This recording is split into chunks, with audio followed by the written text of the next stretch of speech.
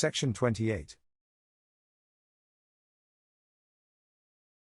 February 26, 1874.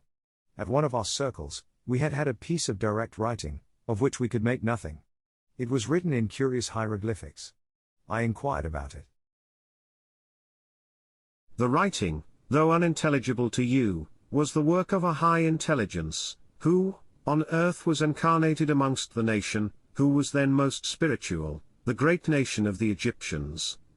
They had a more real belief in the existence and intervention of spiritual agencies than you now have.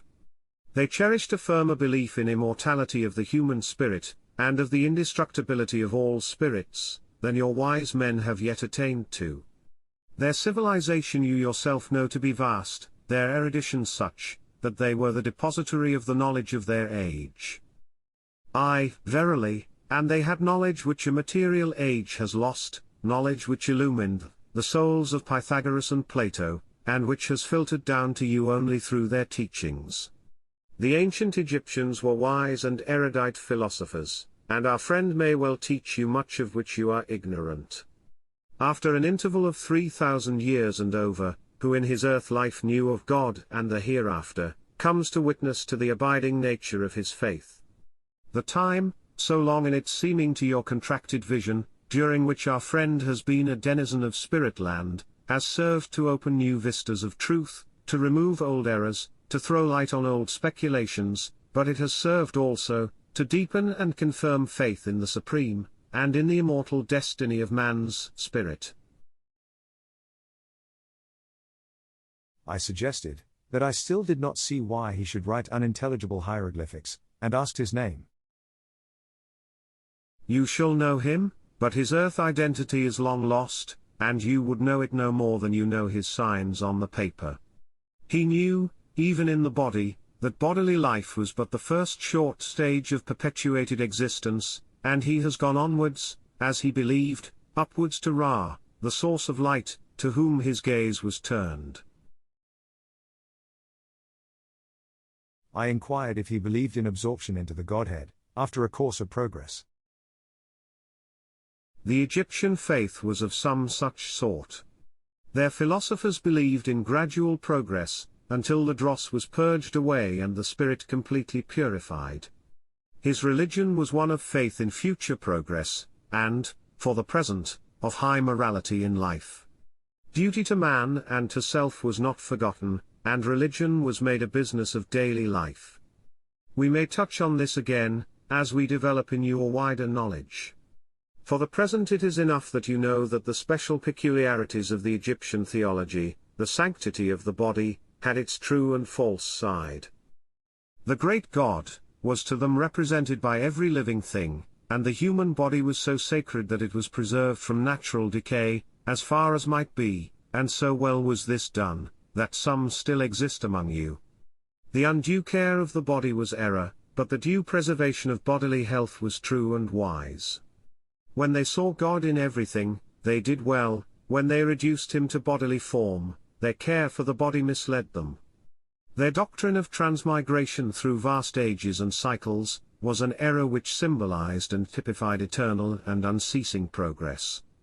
These errors, which led to the worship of animal life in all its forms, as symbolizing the Creator, and as being the future home of the spirit in its manifold transmigrations, the spirit unlearns as it progresses.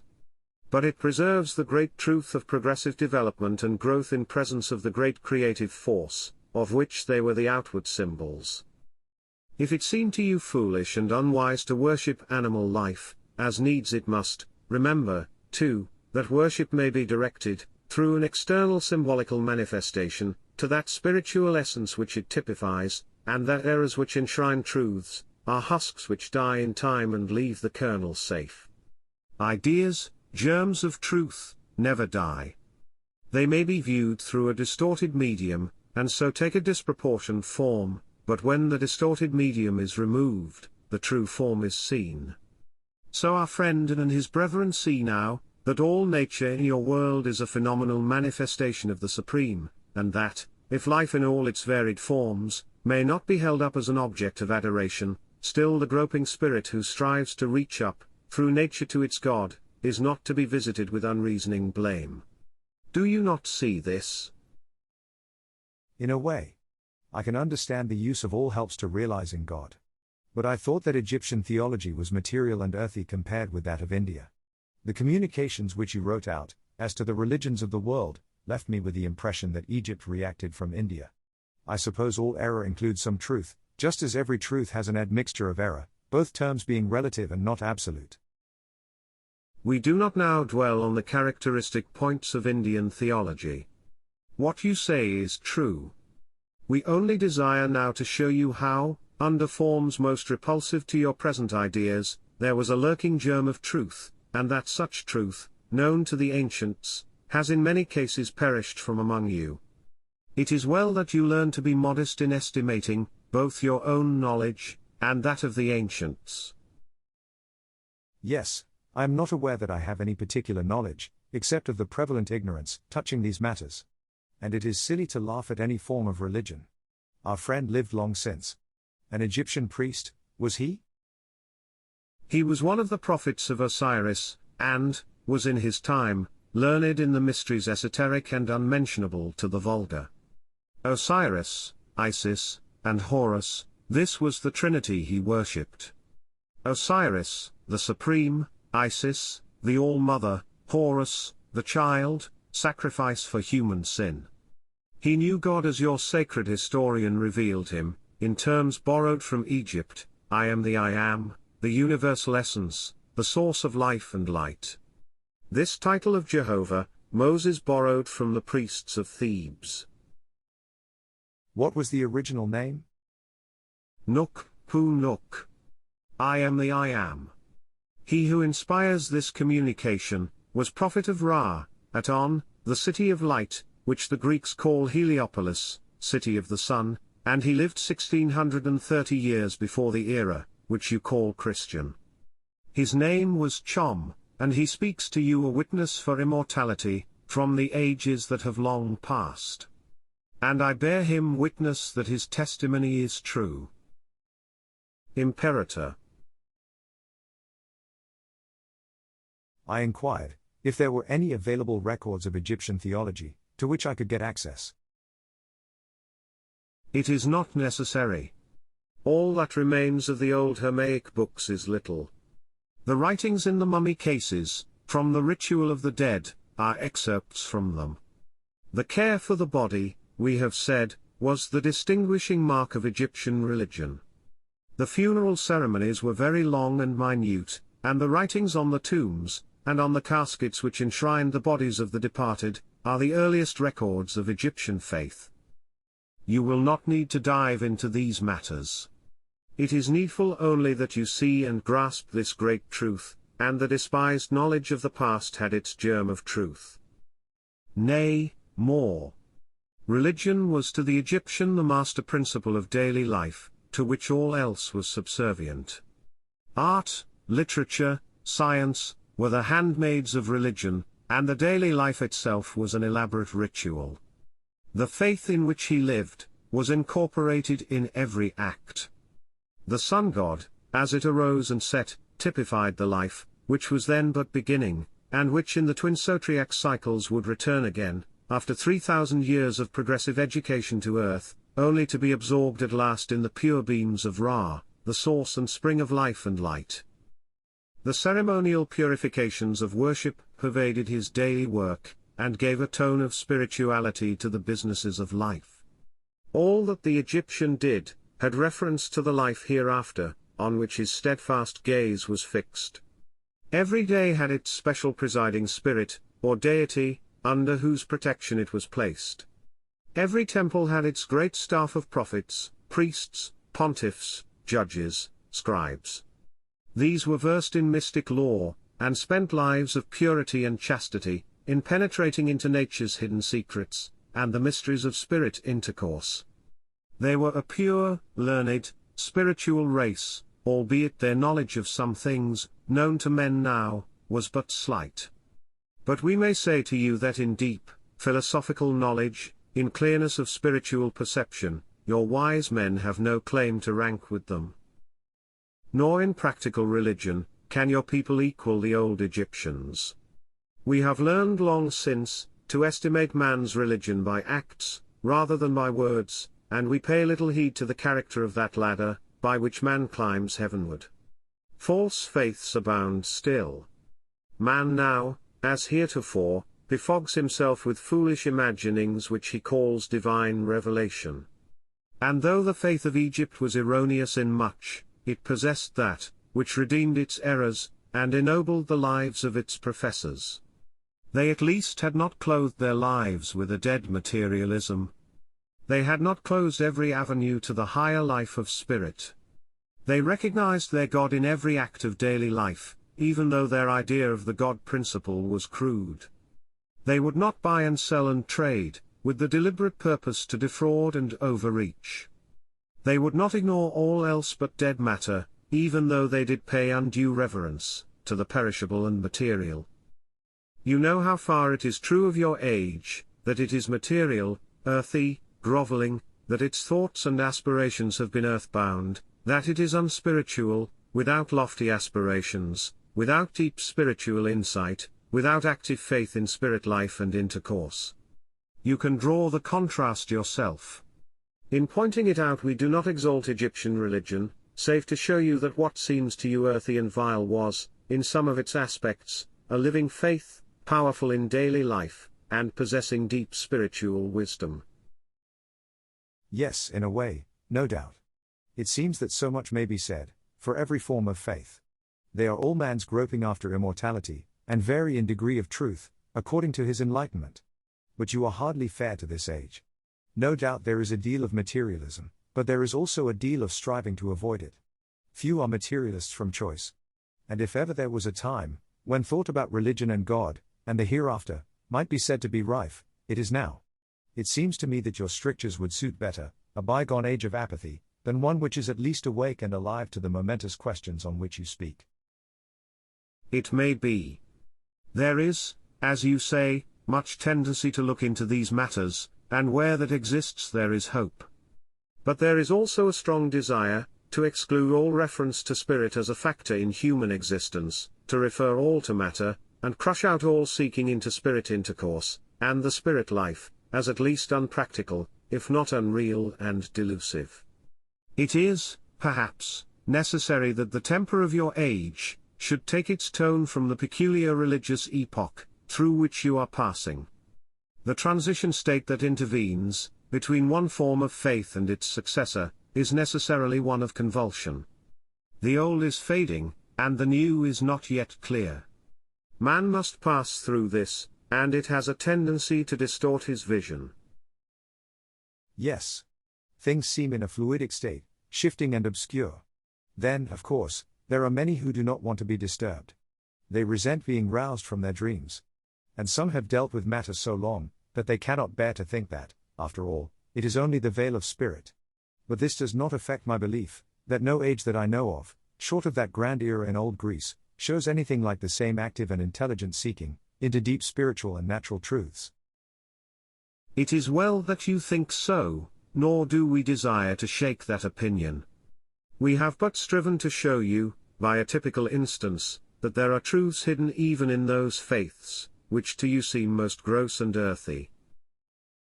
I suppose the Jewish lawgiver, learned in all the wisdom of the Egyptians, incorporated a good deal of it into his code.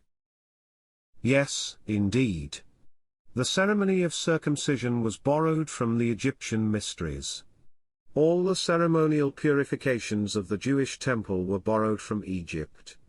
From the same source came the linen dresses of the priests, the mystic cherubim that guarded the mercy seat, nay, the very idea of the holy place and the Holy of Holies, was but an adaptation of the plan of Egyptian temples. But Moses, skilled as he was in the learning of the priests by whom he was trained, did not, in borrowing ritual, borrow also the spiritual ideas which it typified. The grand doctrines of immortality and spirit agency find no real place in his writings. The destiny of spirit, as you know, he never alluded to. The appearances of spirits are mere phenomenal manifestations incidentally introduced, and the great doctrine is untouched. Yes. The rite of circumcision existed in Egypt before the time of Moses? Oh, yes. Bodies, which were so religiously preserved by them, at a date previous to Abraham, and which still exist among you, prove that, if you need proof. I did not know that. Did he borrow any articles of faith? The doctrine of the Trinity existed in Egypt as well as in India. The Mosaic Code reproduced much of the minute character of the Egyptian ritual without its spirituality. How comes it that such minds of knowledge as Egypt had should be closed to us? Confucius, Buddha, Moses, Muhammad live. Why not Manes? He lives only in the effect he had on others. The religion of Egypt was confined to a favored class, and was not sufficiently extended beyond the country to be permanent. It was a religion confined to a priestly sect, and it died with them. Its effects are seen in other faiths. The idea of the Trinity, was it Indian or Egyptian? The Trinity of creative power, destructive power, and mediatorial power existed in India as Brahm, Shiva, Vishnu, in Egypt as Osiris, Typhon, Horus. There were many trinities in Egyptian theology. The same existed in Persia as Ormuzd, Ahriman, Mithra, the reconciler. Different parts of Egypt had their different theologies. Per, the Supreme Father, Ra, the Sun God, manifestation of the Supreme, Amun, the unknown God, were all various manifestations of the God idea. I thought you said that Osiris, Isis, Horus made the Egyptian Trinity? We did but put in Isis as the productive principle, Osiris, creator, Isis, principle of fecundity, Horus, son of Osiris and Isis. There were many developments of the idea of the Trinity. It is not important, save that it bears upon the broad question. Then did Egypt get its religion from India? Partly, but on that point, we have no one who can speak. Prudence. The foregoing was written February 28, 1874.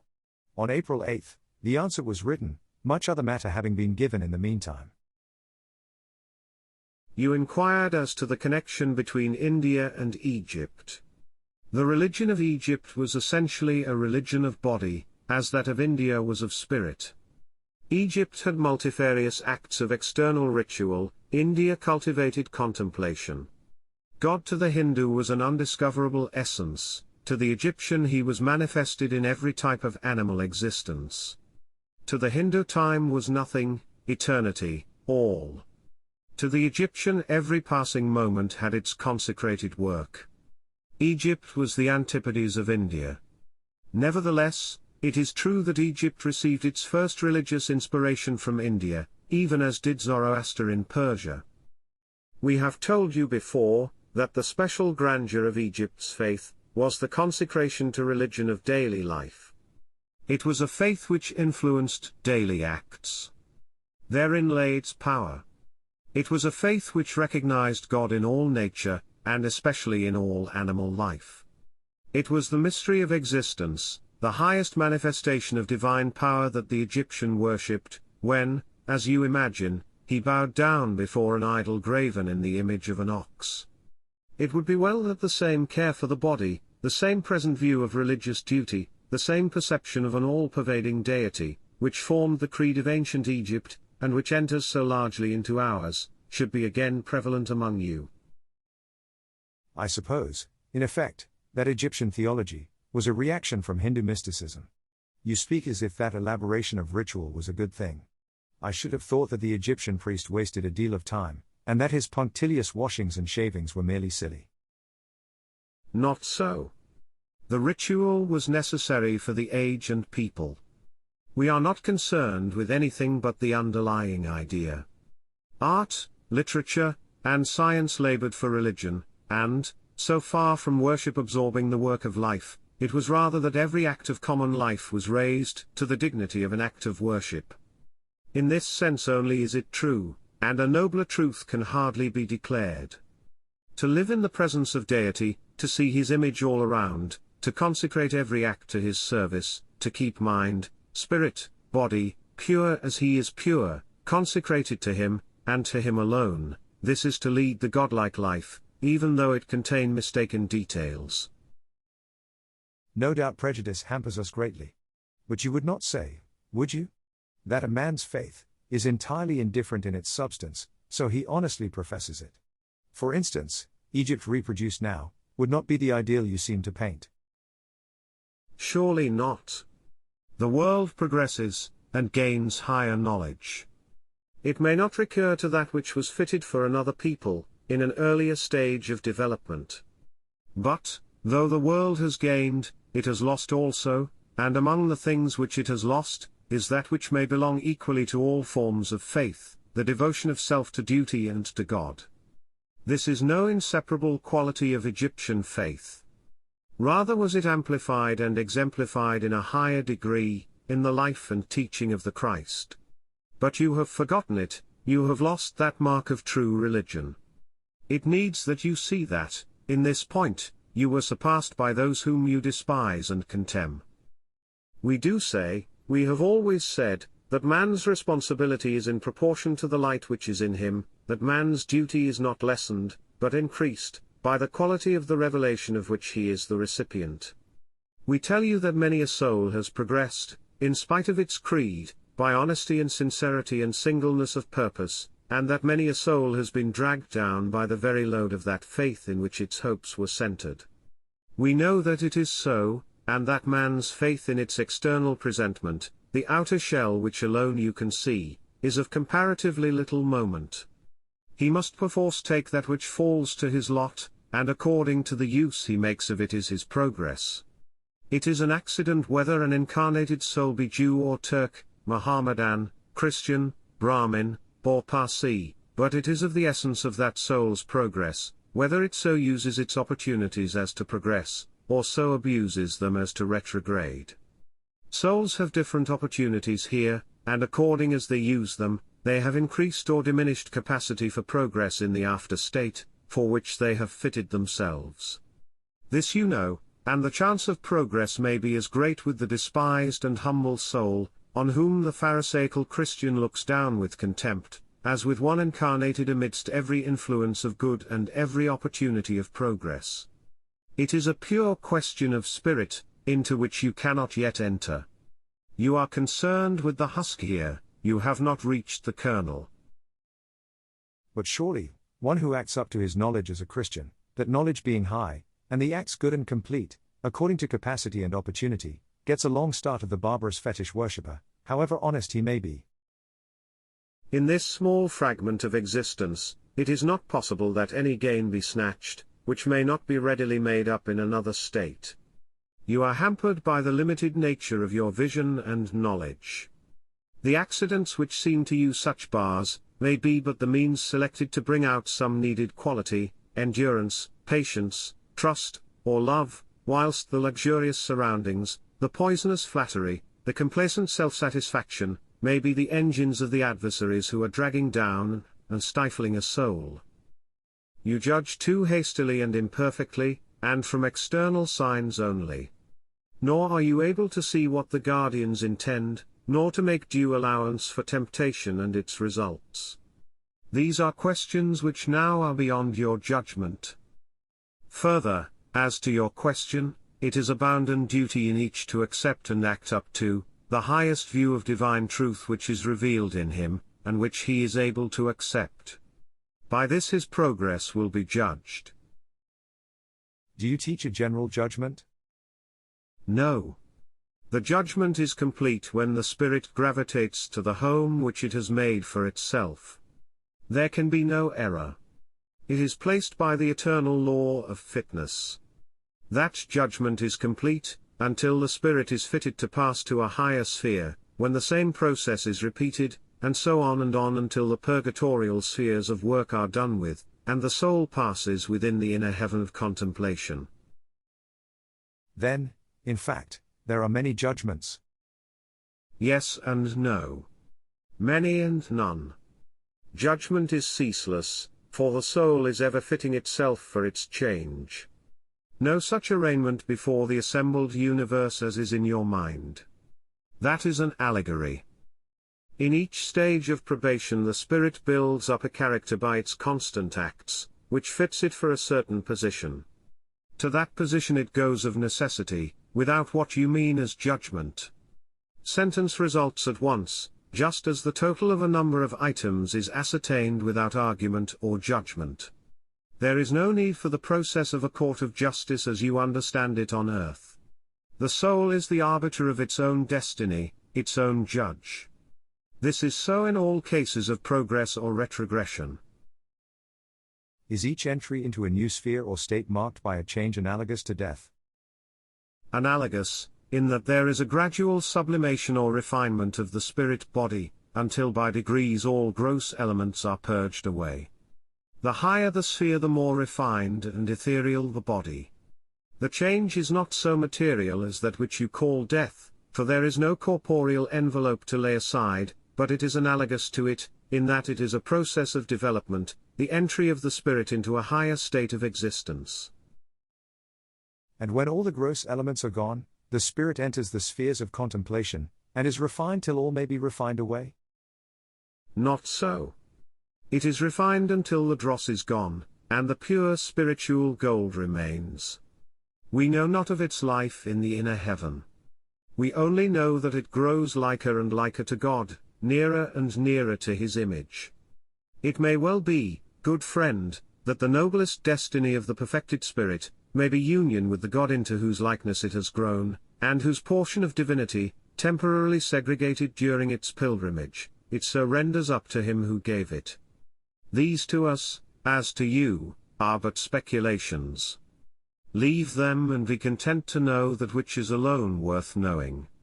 Could you penetrate all mysteries, there would be no longer occupation for your mind. You know but little here, but you can aspire, and in aspiring, raise your spirit above the sordid cares of earth to its truer home. May the blessing of the Blessed One rest on you. Imperator.